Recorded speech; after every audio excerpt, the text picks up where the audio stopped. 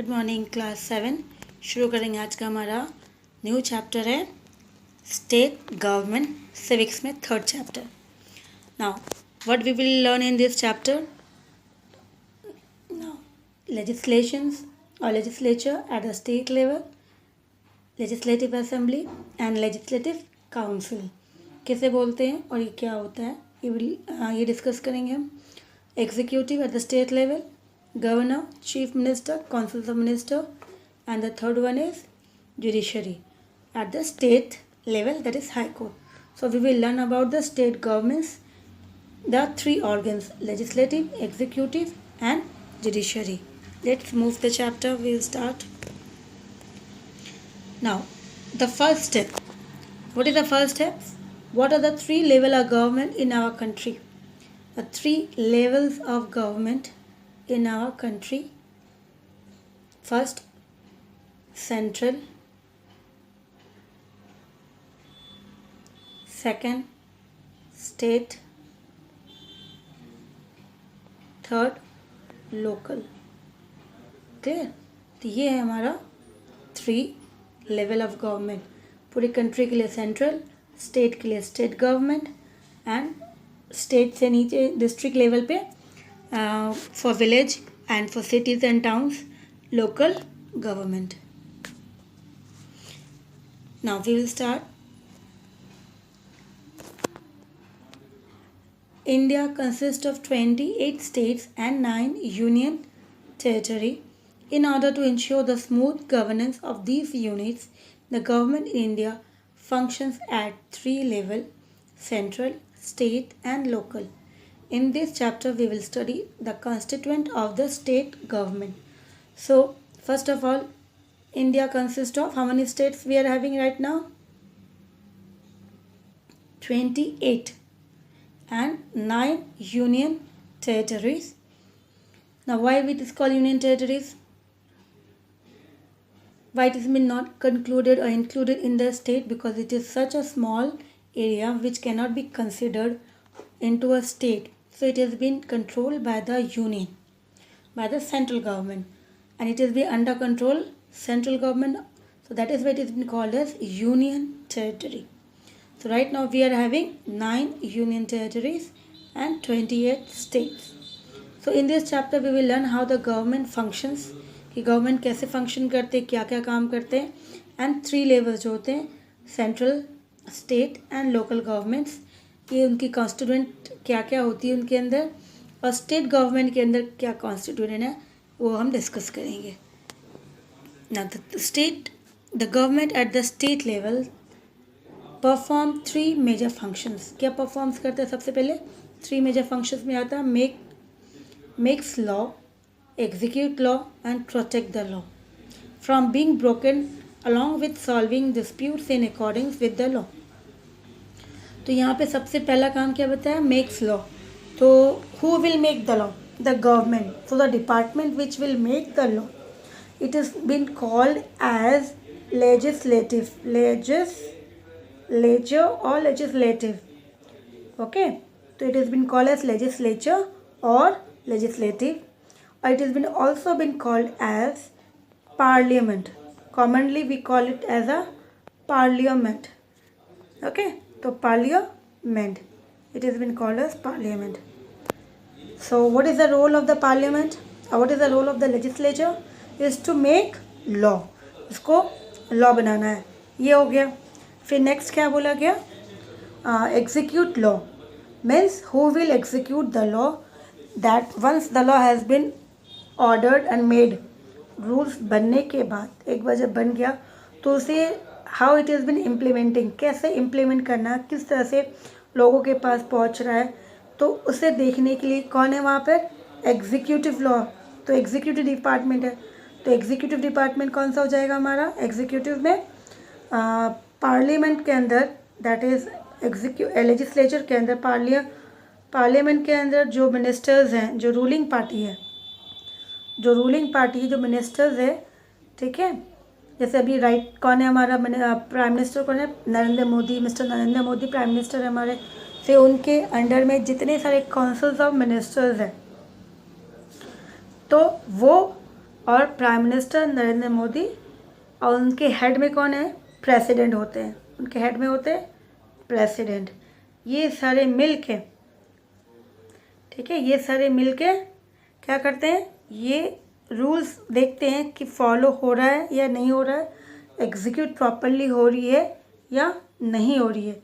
इस तरह से अगर कहीं प्रॉब्लम हो जाती है तो उस प्रॉब्लम को सॉल्व कौन करेगा? कोर्ट करती है। कौन करती है?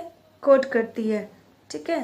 तो स्टेट लेवल पे जो सबसे ऊंचा होता है वो होता है हाई कोर्ट।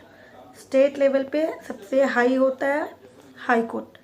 तो इसी तरह से court will take the part to protect the right of the citizens and it will show that no law should be broken. कोई भी जो लॉ है वो कोई भी इसको ब्रोकन ना करे, कोई भी, ठीक है। तो इसी तरह से नाउ नेक्स्ट, तो इसी तरह से हमने देखा कि पहला हो गया law makes law, legislature executive body जो लेजिस्लेचर में काम करे, protect law means court protect करा, अलॉन्ग विद डिस्प्यूट्स, जितने सारे डिस्प्यूट्स होंगे, कोई भी प्रॉब्लम्स अराइज होगी वो सारे सॉल्व किया जा रहा है।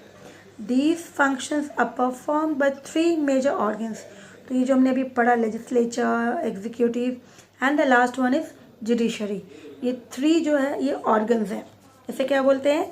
ऑर्गन्स बोलते हैं। जैसे बॉडी में ऑर्गन्स होते हैं बॉडीज़ में, ठीक है, जैसे आईज, नोज, स्किन, टंग, ये सारे हमारे ऑर्गन्स होते हैं। अगर इसमें से एक भी ऑर्गन्स हमारे पास नहीं हो तो it will be difficult to follow और एन्जॉय योर लाइफ। हम उसको सही से एंजॉय नहीं कर सकते, प्रॉब्लम हो जाता है। तो इसी तरह से गवर्नमेंट, कोई भी गवर्नमेंट हो, आइदर डेमोक्रेटिक हो या नॉन डेमोक्रेटिक हो या फिर मोनार्ची हो, तो जैसे भी होते हैं ये 3 डिपार्टमेंट्स, ये ऑर्गन्स जो होती है legislature, executive and judiciary. So organs is there, organs तो जो है ये होता ही है इसके लिए, कोई भी गवर्नमेंट हो। नाउ लेट अस डिस्कस और एक्सप्लोर दिस 3 ऑर्गन्स। अब हम लोग इस 3 ऑर्गन्स को डिस्कस करेंगे डिटेल्स में। तो अभी हमने जो डिस्कस किया था वो तो समझ में आया, बेसिक कम। अब हम लोग उसको डिटेल्स में जाएंगे। तो सबसे पहले लेजिस्लेचर, तो हमने क्या बताया था? लेजिस्लेचर, लेजिस्लेटिव और पार्लियामेंट, जहाँ पे काम क्या है इसका? इज़ टू मेक लॉ, इससे लॉ बनाना है, इसका काम होता है टू मेक लॉ, ठीक है। तो state legislator council, state legislature consist of 2 houses, legislative assembly and legislative councils. So in the state, so we are discussing about in the state only, so we will discuss only in the states. So there are 2 houses. In general we call it as a upper house or lower house, upper house और lower house, ठीक है। इसे house के नाम से भी कहा जाता है, upper house and lower house. अब यहाँ पे देखोगे आप कि अपर एंड लोअर हाउस में इसको हम जो बोल रहे हैं तो इसे डिफरेंटली क्या क्या बोला जाता है? Legislative assembly. Legislative Assembly is being called as lower house. It has been called as lower house, ठीक है। अब दूसरा आ गया legislative council. Councils means upper house, upper house. अब यहाँ पे upper house and lower house तो हो गया, तो यहाँ पे lower house means legislative assembly, जिसे हम लोग शॉर्ट फॉर्म में अगर बोलते हैं तो वो होता है MLA, member of legislative assembly, short form, ठीक है। MLA ये वर्ड आपने सुना भी होगा, MLA है। तो what is the full form of MLA? Member of legislative assembly, ये हो गए। वहीं पर ही लेजिस्लेटिव काउंसिल्स जो अपर हाउस है, इसे हम अपर हाउस के नाम से कहेंगे, अपर हाउस। तो इससे क्या कहेंगे शॉर्ट फॉर्म में? MLC, member of legislative council. तो इसी तरह से हो गया legislative council and legislative assembly, ठीक है। अब आगे बढ़ते हैं लेजिस्लेटिव असेंबली में। तो सबसे पहले legislative assembly, all states of India have a legislative assembly. The legislative assembly is the lower house of the state legislature. It consist of the representative directly elected by the people. तो यहाँ पे क्या कहा कि हर state में, India में जितने states हैं, अभी हमने देखा 28 स्टेट्स थे, तो 28 स्टेट्स में सभी स्टेट्स में ये लेजिस्लेटिव असेंबली रहती ही है। बट लेजिस्लेटिव काउंसिल्स जो है वो डिपेंड करता है कि वो स्टेट कितना बड़ा है, उस स्टेट में पॉपुलेशन कितना है, वो ऑप्शनल होता है। Either if the state is very big in the number of population, huge population है, तो it will have the second house, that is the upper house. Otherwise उनके पास एक ही असेंबली होती है, वो होती है लोअर असेंबली, लोअर हाउस, या फिर उसको हम लोग क्या बोलेंगे, लेजिस्लेटिव काउंसिल। जैसे हिंदी में इसको बोला जाता है विधान सभा, उसे क्या बोला जाता है हिंदी में, विधान सभा। ठीक है, तो इस तरह से विधानसभा के नाम से भी कहा जाता है, हिंदी में ये यूज़ वर्ड करते हैं, बट इंग्लिश में मेनली इसे यूज़ किया जाता है as a legislative assembly. The legislative assembly is the lower house, ये जो हमने पहले डिस्कस कर लिया है। और इसके अंदर जो भी लोग होंगे, it consist of the representative. अब वो representative directly elected by the people, जो भी रिप्रेजेंटेटिव है उसको कौन चूज़ करता है, वो जनता चूज़ करती है डायरेक्टली, उसे वोट दिया जाता है, वोट देती हैं वो। वोट देने के बाद वो उनको एरिया वाइज जो होती है, एरिया वाइज के अंदर इलेक्टेड बाय द पीपल। तो ये बताया गया। अब यहाँ पे देखो, मान लो आपकी, जैसे एग्जाम्पल ले लो क्लास का, class is a good example to compare it all this. Compare, जब हम कंपेयर करते हैं, आप सोच लो कि आपकी क्लास में सेक्शन ए और बी है, 7th ए और बी, तो 7th ए के लिए मॉनिटर होंगे, 7th बी के लिए मॉनिटर्स होगा। ठीक है, तो यहाँ पे क्लास वाइज और सेक्शन वाइज मॉनिटर होता है, एरिया। तो इसी तरह से हर क्लास का अपना अपना मॉनिटर होगा, भले उसमें ए बी सी जितनी भी सेक्शंस होंगे, और वो मॉनिटर अपने क्लास को आराम से ईजिली माइंड कर लेगा, कंट्रोल कर लेगा, डिसिप्लिन को कंट्रोल कर सकता है। बल्कि अगर सोच लो कि एक ही मॉनिटर पूरे स्कूल के लिए हो, तो पॉसिबल है वो हर क्लास में माइंड नहीं करेगा, मेंटेन नहीं कर पाएगा, डिसिप्लिन कुछ भी नहीं रह पाएगा, तो कंट्रोल नहीं हो पाएगा। तो इसके लिए ज़रूरी होता है हर एरिया, हर क्लास के लिए एक मॉनिटर फिक्स होना चाहिए। तो इसी तरह से हर स्टेट, हर एरिया, स्टेट को डिवाइड किया गया एरिया वाइज में। ठीक है, तो एरिया वाइज में डिवाइड किया गया है। तो हर स्टेट को, मान लो अब ये हमारा स्टेट है, ब्लॉक बना दिया, अब उसे हम लोग डिवाइड कर लेते हैं। अब हमने डिवाइड कर लिया 1, नंबर 2, नंबर 3, नंबर 4 करके, यहाँ 8 हो गया और ये हो गया 12। तो कितने ब्लॉक्स हो गए, 12 ब्लॉक्स हो गए। तो अब हर ब्लॉक्स में पॉपुलेशन रहते हैं, हर ब्लॉक्स में पॉपुलेशन है, तो यहाँ पे कितने ब्लॉक्स हो गए, 12 ब्लॉक्स हो गए। तो हर ब्लॉक्स के लिए, मतलब हर ब्लॉक्स में वहाँ पे लोग खड़े होंगे वोटिंग के लिए। अब मान लो बॉक्स नंबर 1 के लिए यहाँ पे कितने लोग खड़े हैं, 2-3 peoples are standing for elections, 2-3 लोग खड़े हैं इलेक्शंस के लिए। अब यहाँ पे उस एरिया में, मीन्स ब्लॉक नंबर 1 के लिए, ब्लॉक नंबर 1 के लिए कितने लोग खड़े हैं, 3 पीपल्स आर स्टैंडिंग। वैसे ही ब्लॉक नंबर 2 के लिए खड़े होंगे, 3 के लिए खड़े होंगे, 4 के लिए। अब जो ब्लॉक नंबर 1 है, ठीक है, ब्लॉक नंबर 1 के जो पॉपुलेशन है, वहाँ पे जो लोग रहते हैं, वो लोग इनमें से चूज़ करेंगे कि किसे चूज़ करना, the first one, second one, third one, based on उसकी जो उसने रैली में जो भी स्पीच दी थी कि वो क्या क्या प्रॉमिसेस फुलफ़िल करेंगे, क्या काम करेंगे, उसके बेस से हम किसी एक को चूज़ कर लेंगे। मान लेते हैं हमने लास्ट वाले को चूज़ कर लिया, तो लास्ट वाले को हमने चूज़ किया, तो लास्ट वाला जो है 3 जो थे वो तीनों ही खड़े थे, स्टैंड थे इलेक्शन के लिए, कैंडिडेट्स तीनों ही खड़े थे। लेकिन हम सभी ने मिलके उस एरिया में ब्लॉक नंबर 1 के लिए हम सभी ने मिलके सभी को वोट दिया होगा, लेकिन सबसे ज़्यादा वोट किसे मिला, थर्ड वाले को। तो ये विनर हो गया, थर्ड वाला विनर हो गया, ये वाला। अब ये विनर हो गया तो he will be representing the first one. तो ये क्या हो जाएगा, he will be called as the representative of the block number 1। अब उस ब्लॉक नंबर 1 में पूरी जिम्मेदारी किसकी हो जाएगी, इस पर्सन की, थर्ड पर्सन की हो जाएगी।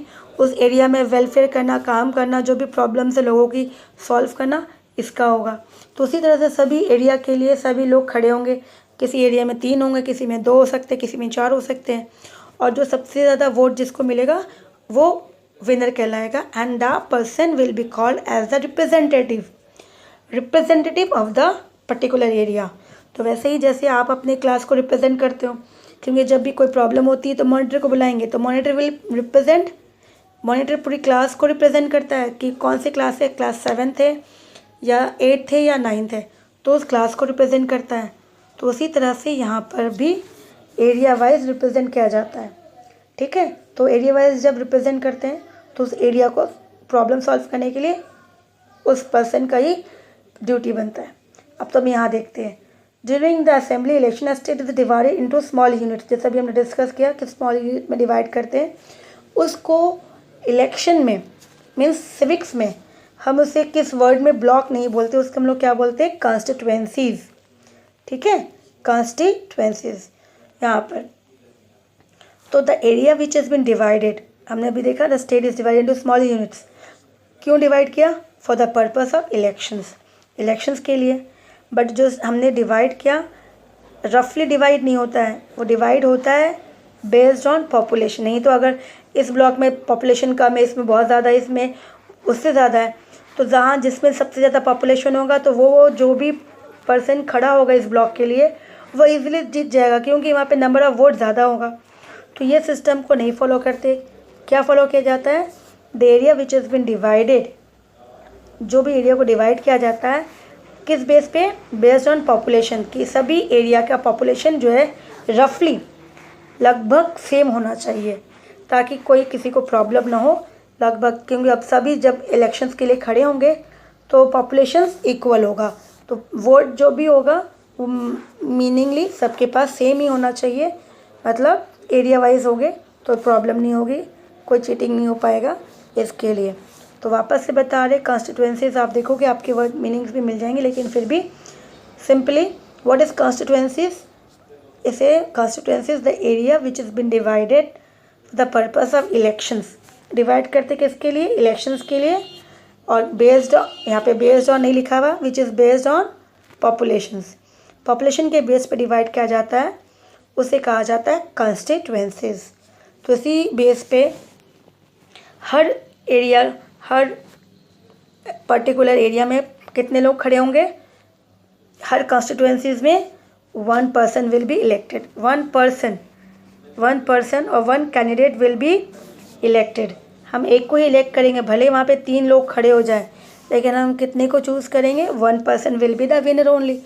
तो इसी तरह से स्टेट असेंबली में according to the population of that state उसके नंबर ऑफ़ MLAs जो होते हैं वो डिसाइड किया जाता है। तो constituencies means particular representative of that particular area. इसका मतलब हम सीट भी बोल सकते हैं, क्योंकि एरिया वाइज अगर हम डिवाइड किया, मान लो यहाँ पे 6 हो गए, तो उस एरिया में 6 कॉन्स्टिट्यूएंसीज होंगे, क्योंकि कितने ब्लॉक्स हो गए, 1 2 3 4 5 6 कॉन्स्टिट्यूएंसी, मतलब MLA कितने होंगे, वो भी 6 ही होंगे। तो इसी तरह से ये हो गया हमारा constituencies. Now the candidate elected in each of these constituencies become the member of the legislative assembly. अब जो जीत जाएगा, जो विनर हो जाएगा, वो क्या कहलाएगा, MLA, member of legislative assembly. इसे हम MLA के नाम से कहेंगे। ठीक है, अब यहाँ पे देखो ये पिक्चर्स दिख रहा है आपको, these are the peoples the sitting in this, ये असेंबली है, और यहाँ पे जो दिख रहा है आपको ये हेडिंग, यहाँ जो दिख रहा है वो हेड, ये कौन है, ये स्पीकर होता है जो सबकी प्रॉब्लम को सॉल्व करता है। मतलब असेंबली के अंदर भी रूल्स एंड रेगुलेशंस इम्पॉर्टेंट होता है, वो कंट्रोल कौन करता है, स्पीकर करता है।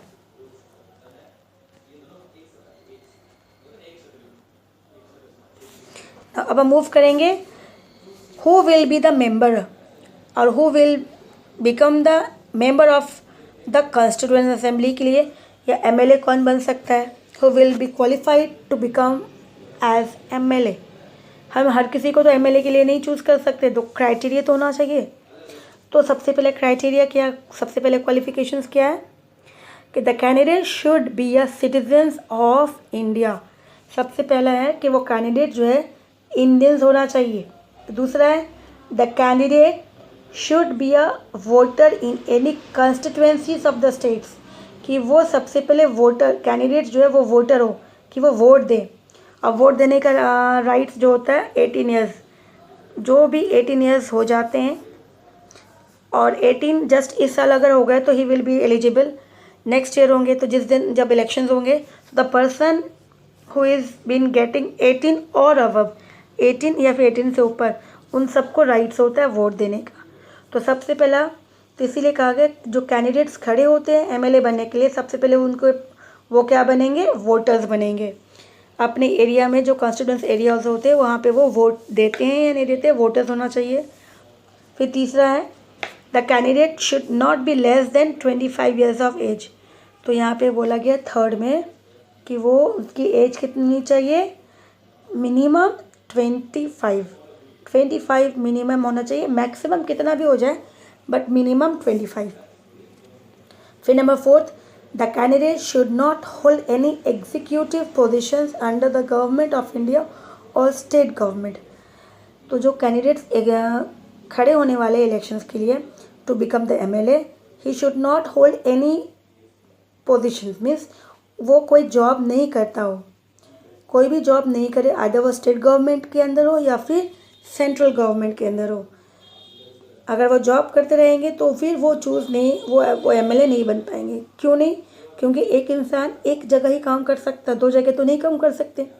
तो इसके लिए उसे क्या करना पड़ेगा, उसे अपनी पोस्ट से रिज़ाइन करनी पड़ेगी, फिर जाके वो एमएलए के लिए खड़ा हो सकता है। अदरवाइज़ अगर वो नहीं करता है और बाद में पता चल गया कि ये जो है किसी और जगह में भी जॉब करते हैं तो उसकी जो एमएलए वाली शिप होती है वो कैंसिल हो जाएगी। तो इसी तरह से ये बहुत ज़रूरी है।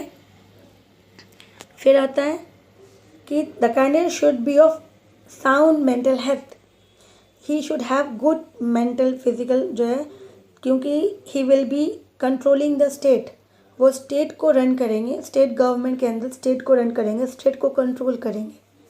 तो वो उनके पास जो है मेंटली जो है वो उनके पास जो दिमाग है वो अच्छा होना चाहिए। ठीक है, he should not have any types of some disease in mental, brain disease बहुत सारे होते हैं, जैसे बोलते हैं पागल हो गए, वो कुछ काम नहीं करते, मेंटली डिस्टर्ब्ड है, ऐसा कुछ भी नहीं होना चाहिए। मेंटली साउंड एकदम अच्छा होना चाहिए। फिर लास्ट है the candidate should not be bankrupt. तो बैंकक्रफ्ट मीन्स अगर वो कंगाल है, उसके पास पैसे ही नहीं है, कंगाल है, तो इससे पता क्या चलता है, the person who is going to be MLA, अगर वो बैंकक्रफ्ट है तो देश को भी वो कंगाल कर देंगे, स्टेट को भी कंगाल कर देंगे। तो एटलीस्ट उसके पास अगर वो 25 का, वो 35 का हो, तो इतने दिनों में उन्होंने तो कुछ तो काम किया होगा, कुछ तो जॉब किया होगा, कुछ तो अर्निंग की होगी।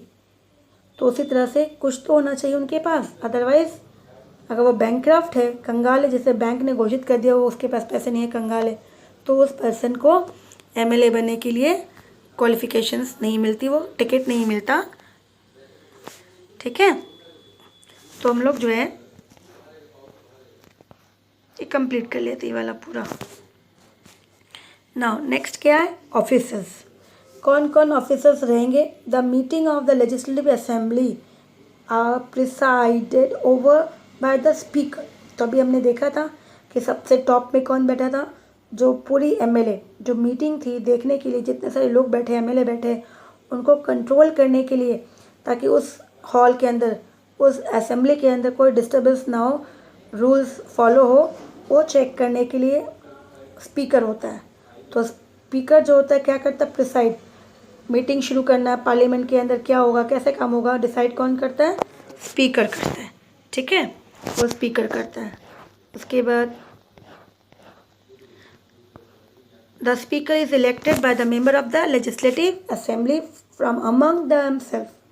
तो जो स्पीकर होते हैं वो कहाँ से चूज़ करते हैं, उसे भी लेजिस्लेटिव असेंबली से चूज़ करते हैं। इसी में से किसी एक को ऐसा चूज़ किया जाता है कि among from this only this will be the member और this will be the person who will be elected as a speaker.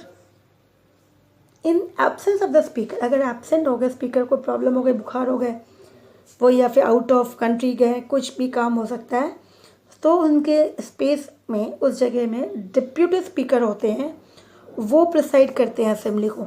तो उस समय असेंबली जो है वो बंद नहीं रहेगी, it will be run, but who is going to preside, who will conduct तो डेप्यूटी स्पीकर जो होते हैं वो करते हैं। जैसे प्रिंसिपल फिर वाइस प्रिंसिपल होते हैं, तो वैसे तरह से यहाँ पे स्पीकर होते हैं, और स्पीकर एब्सेंट हो जाता है तो डेप्यूटी स्पीकर होते हैं।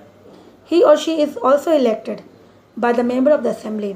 तो जिस तरह से स्पीकर को इलेक्ट किया था असेंबली के अंदर, उसी तरह से डिप्टी स्पीकर को भी असेंबली से ही इलेक्ट किया जाता है, और ये कंट्रोल करती है पूरी असेंबली को। तो ये देखो यहाँ पे वापस देखो, टॉप में यहाँ पे बैठे हैं, मिडिल में सीट से, हाई सीट से, ही विल बी कंडक्टिंग, वो पूरे डिसीजन, मीटिंग कंडक्ट करना, मीटिंग शुरू करना कब होता है, डिस्कशन कब होगा, टाइम पीरियड कितना लगेगा, everything is been discuss bye the speaker only. ठीक है, तो आज हम लोग यहीं तक करते हैं।